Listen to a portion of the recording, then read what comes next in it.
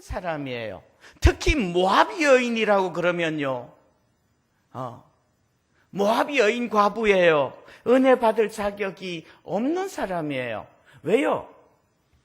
이스라엘 주변에 많은 민족들이 있었는데요, 그 중에 특별히 모압이라는 민족은 은혜 받을 자격이 없는 민족이에요. 왜요?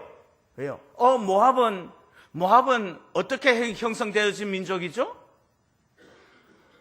아브라함의 조카 롯의 큰딸의 후손들이 모압이죠. 작은 딸의 후손들은 암몬이고요. 아브라함의 친척인데 그럼에도 불구하고 성경에 보면 민수기 22장, 23장, 24장, 25장 몇 장이요? 넉 장에 걸쳐서 아주 중요한 에피소드 하나가 나와요. 모압과 관계되어진 어떤 에피소드인가 하면 옛날에 출애굽할 때 이런 일이 있었답니다. 이스라엘 백성들이 잘 가고 있는데 모압 왕 발락이 누구? 발락이 등장하면 또 누구도 등장하게요? 람도 등장해요. 아시죠? 네. 모압 왕 발락이, 어디 왕? 모압 왕 발락이 발람 선지자를 초대해가지고 이 이스라엘 민족, 잘 가고 있는 이 민족을 저주하고 싶었어요. 발람 선지자가 저주를 해요, 못해요? 발람 선지자가 이스라엘 민족을 저주해요, 못해요? 못해요. 하나님이 저주를 허용하지 않아요. 심지어는 누가 말을 해가지고 못하게 막아요? 나귀가 사람의 말로 그래요. 그런 일이 있었습니다. 그러니까 결국은 몇 번 시도를 했는데 발람 선지자는 이스라엘 민족을 저주할 수 없었어요. 그랬으면 끝나야 되잖아요. 끝나야 되는데 그 다음의 이야기를 보면 이런 이야기가 나와요. 발람 선지자가 아마 발락에게 이야기를 했겠죠. 모압 왕에게 이야기를 했겠죠. 이 이스라엘 민족은요, 여호와 하나님께서 돌보시는 민족이기 때문에 이 백성을 저주하는 것은 가능하지 않아요. 그런데 당신은 이 이스라엘 민족을 망하게 만들고 싶은 거 아니야, 목적이. 방법이 하나 있지요. 무슨 방법이 있을까요? 여러분들 자부심을 가지세요. 하나님의 백성들, 하나님의 자녀들, 성도들은요, 어느 누가 저주를 할 수 없음을 믿으시기를 바랍니다. 그런 저주로 망하는 민족이 아니에요, 우리는. 그러면요, 이스라엘 민족이 망하는 방법이 있어요. 뭐게요? 거룩하신 하나님 앞에서 죄 지으면 망할 거예요. 왜 망해요? 하나님한테 맞아서 망할 거예요. 그래서 어떻게 해요? 발락 왕이, 모압의 왕이 미인계를 쓰죠. 미인계를 써서 이스라엘 백성들이 시딤 그 골짜기에 이르렀을 때에 음행하게 만듭니다. 모압 여인들과 음행하게 만들어요. 그리고 바알보올에게 가담하게 만들어요. 그래서 하나님께서 진노하시는 거예요. 그 이야기가 민수기 22장, 23장, 24장, 25장 넉 장에 걸쳐서 엄청나게 큰 분량으로 중요하게 자리를 잡고 있는 이야기예요. 그리고 민수기 지나가고 난 다음에 신명기에서 그 모압 민족을 향하여서 뭐라고 이야기하는지 아세요? 신명기 23장 3절부터 제가 한번 읽어드리면요,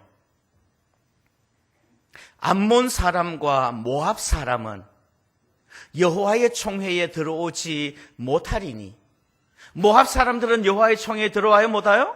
못하리니. 왜요? 그들에게 속한 자는 10대뿐 아니라 영원히 여호와의 총회에 들어오지 못하리라. 그들은 너희가 애굽에서 나올 때에 떡과 물로 너희를 길에서 영접하지 아니하고 메소포타미아의 브돌 사람 보올의 아들 발람에게 뇌물을 주어 너희를 저주하게 하려 하였으나 내 하나님 여호와께서 너를 사랑하심으로 내 하나님 여호와께서 발람의 말을 듣지 아니하시고 내 하나님 여호와께서 그 저주를 변하여 복이 되게 하셨나니 네 평생에 그들의 평안함과 형통함을 구하지 말지니라. 자, 이스라엘 민족들에게 이야기합니다. 모압 민족, 여호와의 총회에 영원히 들어오지 못할 거야. 너희들 모압의 평안을 구하지 마라 라고 이야기한 적이 있어요. 자, 오늘 본문으로 돌아옵니다. 룻은 어떤 사람이라고요? 모압 여인 룻. 자, 모압 여인 룻. 모압 여인 룻이라는 말의 의미가 뭐예요? 1번 이방 여인이라는 말이죠. 이방인이라는 말이에요. 하나님의 은혜를 받을 자격이 없는 사람이에요. 2번 거기에 더하여서 이방인 중에서도 또 누구요? 모압 여인이래. 더구나 하나님의 총회에 들어올 자격이 없는 사람이에요. 모압 여인 룻이라는 말의 의미가 그런 거라는 말이죠. 그럼에도 불구하고 룻기의 전체의 이야기가 어떤 이야기입니까? 룻으로 인하여서 나오미가 하나님께 은혜를 입었더라. 이 이야기 아니냐고요. 룻기 전체가. 그래서 다시 한번 이야기합니다. 그러면 은혜라는 게 뭐냐? 받을 자격이 없는 사람에게 주시는 것이 은혜입니다. 이거 한 가지 가르쳐 드리고 싶어요. 자, 첫 번째, 은혜라는 건 뭐예요? 그 단세 까먹었죠? 다시 한번 읽어 드릴게요. 은혜라는 것은 받을 자격이 없는 사람에게 주시는 것이 은혜입니다. 자, 은혜라는 것은 뭐예요? 받을 자격이 없는 사람에게 주시는 복이 은혜예요. 예. 우리도 마찬가지예요. 우리도 이방 민족이죠, 사실은. 한민족. 우리 민족은요, 하나님 앞에서 유대인들도 아니었고 이스라엘도 아니었어요. 이방인들이었어요. 하나님의 은혜를 받을 자격이 없어요. 뿐만 아니라 주님 앞에 우리의 모습이 은혜 받을 자격 없어요. 그럼에도 불구하고 하나님께서 우리에게 은혜를 주신 줄 믿습니다. 그게 은혜예요. 자, 첫 번째 은혜라는 건 뭐냐? 받을 자격이 없는 사람에게 주시는 게 은혜예요. 두 번째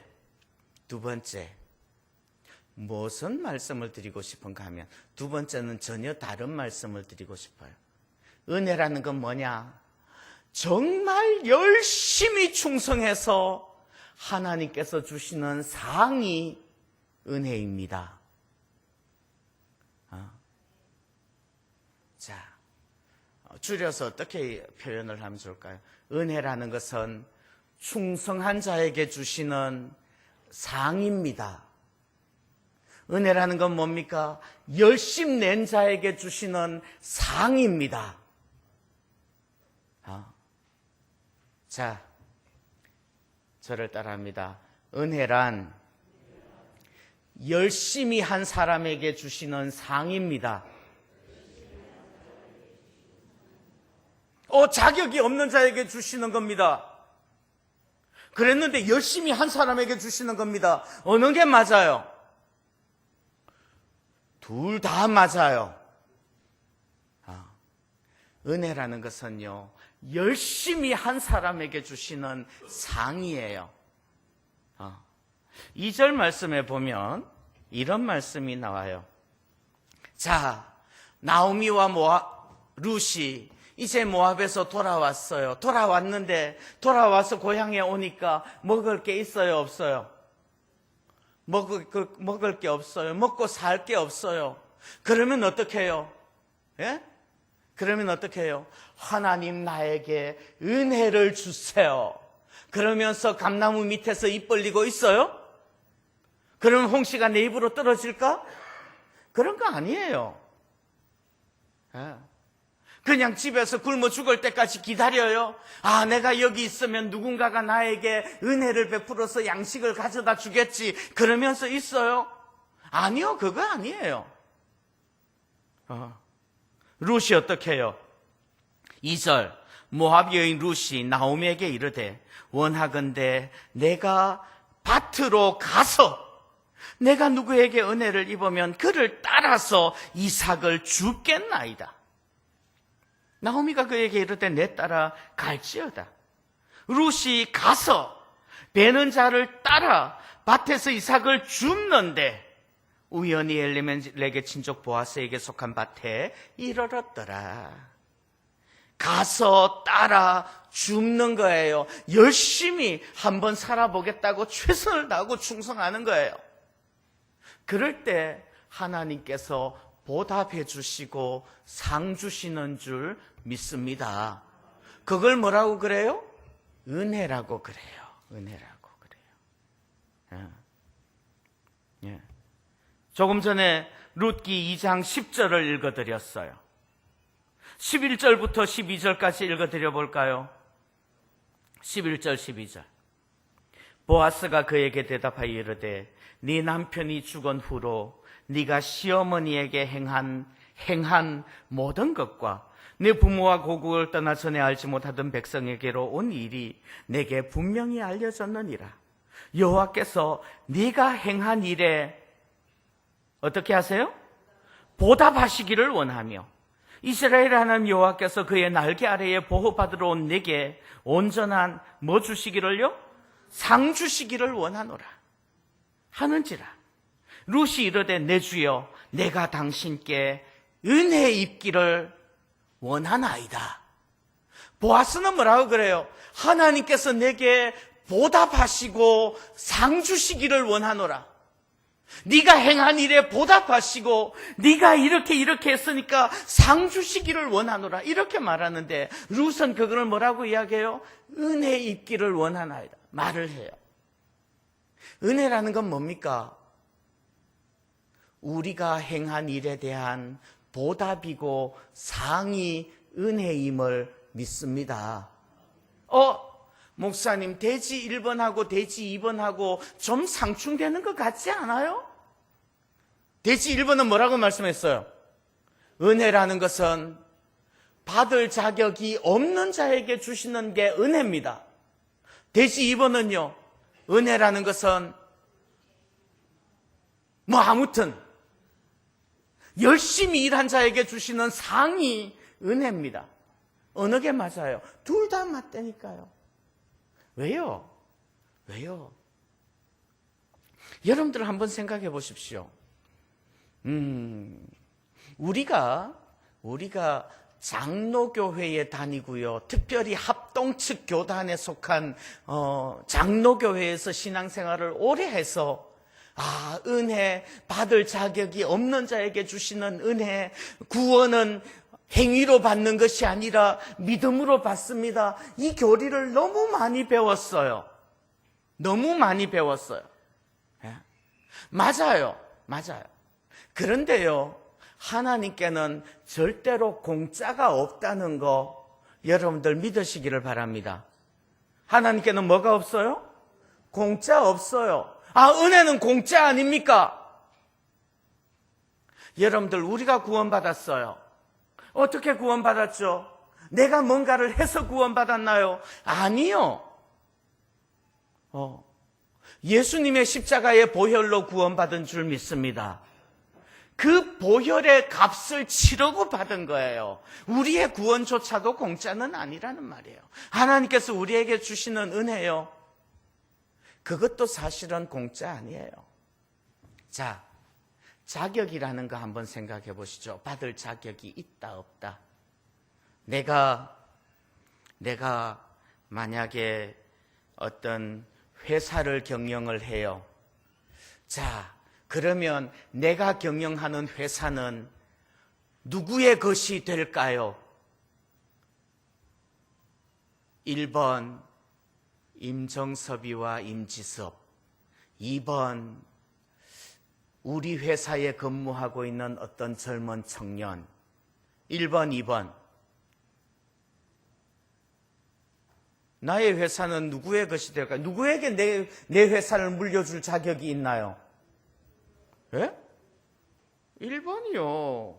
나의 DNA를 물려받은, 내 피를 물려받은 그 사람이 자격이 있어요. 그런데 보니까 내 회사에 정말 똘똘한 놈이 하나가 있는데 이 직원이 젊은데 참 충성되고 열심히 일을 하고 정말 똘똘해요. 그래서 어떻게 했어요? 내가 그 사람을 나의 호적에 올려서 양자를 삼았어.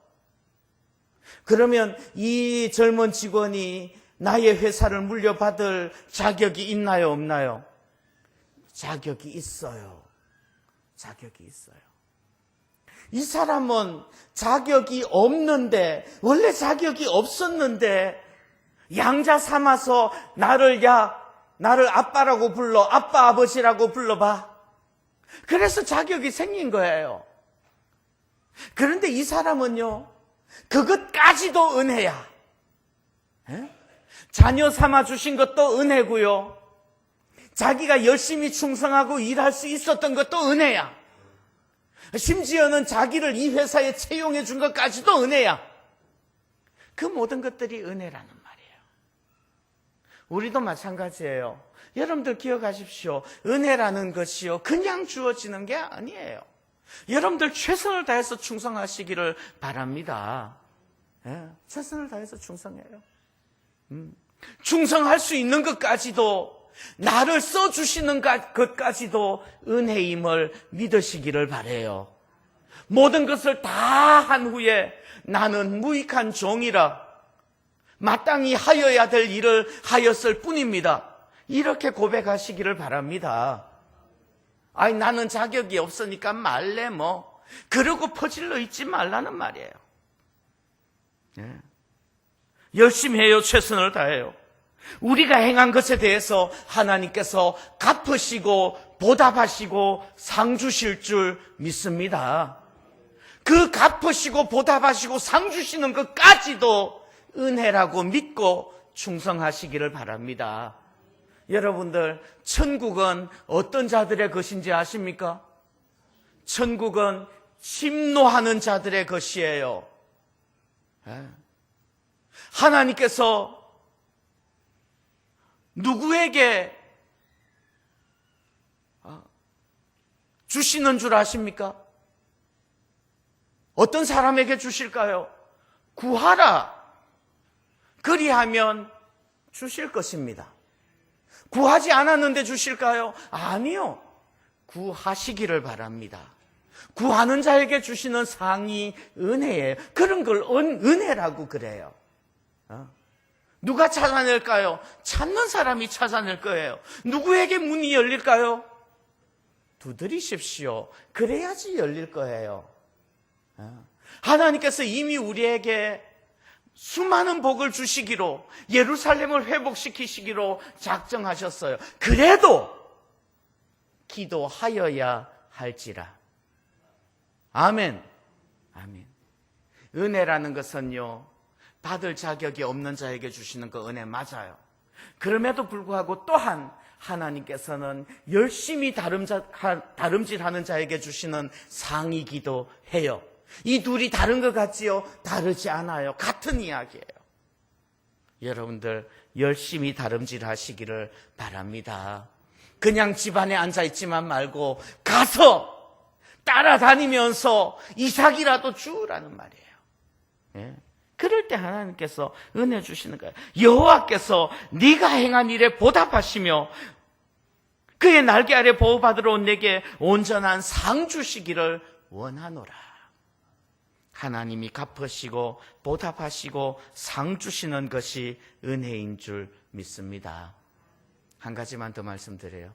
은혜라는 것은 무엇일까요? 은혜라는 것은 어떻게 우리에게 다가올까요? 3절에 이런 단어가 있어요. 룻이 가서 베는 자를 따라 밭에서 이삭을 줍는데 우연히 엘리멜렉의 친족 보아스에게 속한 밭에 이르렀더라. 마침 보아스가 베들레헴에서부터 와서 베는 자들에게 이르되, 자, 우연히 마침이라는 단어를 봅니다. 은혜라는 것은 무엇일까요? 저는 이렇게 표현하고 싶어요. 우리가 볼 때는 우연인 것 같은데 결코 우연이 아닌 것이 은혜입니다. 무슨 말인지 이해가 가요? 은혜라는 것은 어쩌면 우연히 우리에게 다가오는 것 같아요. 룻이 그렇게 갈급하여서 열심을 내어서 충성할 때 정말 우연히 그렇게 되어진 것 같은데 사실은 그게 우연 아니에요. 보아스를 만난 것도 우연이 아니고 그 이삭을 주우러 보아스의 밭으로 간 것도 우연이 아닌 것을 믿으시기를 바랍니다. 누구에게는 우연? 룻에게는 우연. 누구에게는 필연? 하나님에게는 필연인 거예요. 우연이 아니라는 말이죠. 우연이 아니라는 말이에요. 여러분들 한번 생각해 보십시오. 아브라함이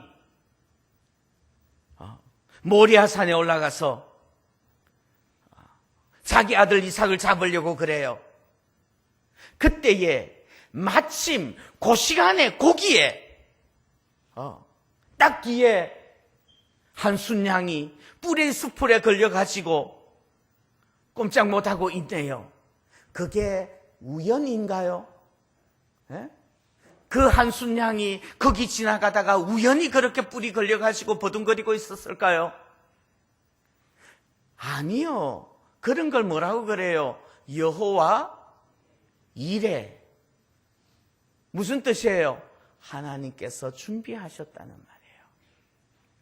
아브라함이 볼 때는요, 우연이었죠. 아브라함이 자기가 준비해 놓은 것도 아니고요. 아브라함이 자기가 계산한 것도 아니고요. 아브라함이 자기가 마음속으로 기대했던 것도 아니에요. 그런데 우연히 그런 일이 일어났어요. 아브라함은 볼 때에 우연히 일어난 일이지만 하나님께서는 예비하신 것이고 준비하신 일인 줄 믿습니다. 은혜라는 건 뭐예요? 우리에게 그렇게 다가오는 게 은혜예요. 여러분들, 요나가 풍랑 가운데서 허둥대다가 바다에 빠지죠. 요나가 빠질 때에 딱 그 시간에 그 타이밍에 딱 거기에 큰 물고기가 입을 벌리고 있다가 요나를 탁 삼켰네. 우연이에요? 아니요. 요나서 1장 17절에 보면요, 이렇게 표현해요. 여호와께서 이미 큰 물고기를 어떻게 하셔서? 예비하사 요나를 삼키게 하셨으므로 요나가 밤낮 3일을 물고기 뱃속에 있으니라. 예.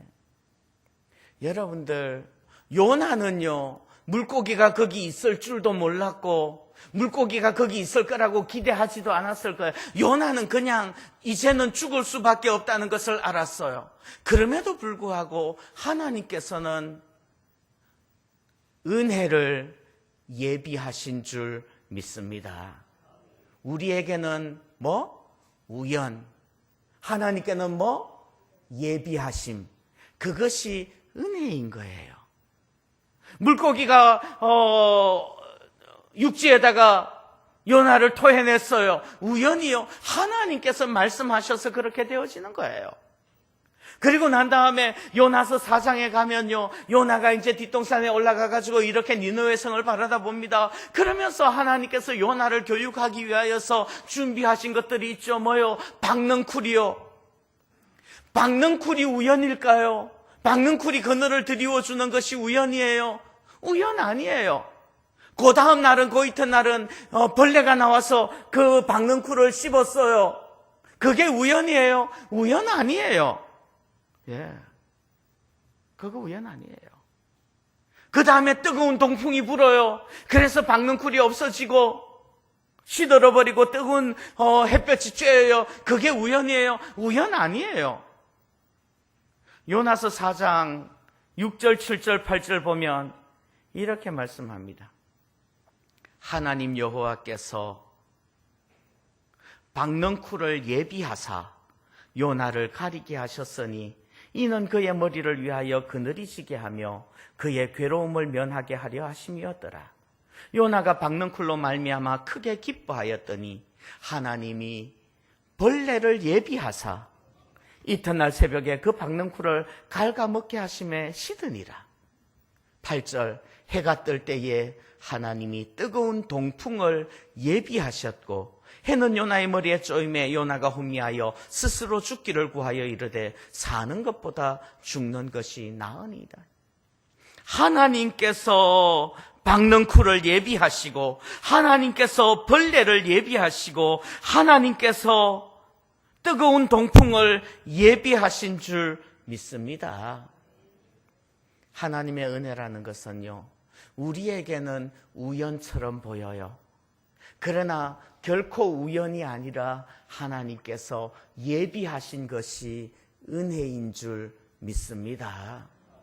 지금 우리에게도 하나님의 은혜가 그렇게 우연처럼 다가올지 모르겠어요. 내가 받을 자격이 없는데 그럼에도 불구하고 열심을 내어서 갈급한 마음으로 충성하며 애타하며 정말 주님 앞에서 엎디고 노력하는 주의 백성들에게 우연처럼 하나님의 은혜는 다가오게 될 줄 믿습니다. 그때에 그것이 우연이 아니고 하나님의 은혜라는 것을 깨달으시기를 바랍니다. 예비하신 은혜를 깨닫는 사람은 범사에 감사할 수 있죠. 그래서 은혜는 은혜를 낳고 감사는 감사를 낳는 거예요. 그냥 우연이라고 생각하고 지나가는 사람은 은혜를 무효로 만들고 더 이상 감사도 없고 은혜가 없을 거라는 말이에요. 기억하십시오. 우리 눈에는 우연처럼 보이는 것이 우연 아닐 수도 있어요. 하나님께서 예비하신 은혜일 수 있습니다.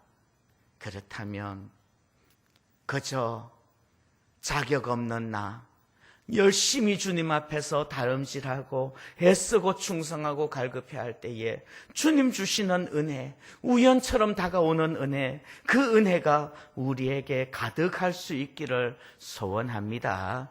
아멘. 기도하겠습니다. 하나님 아버지, 감사합니다. 참으로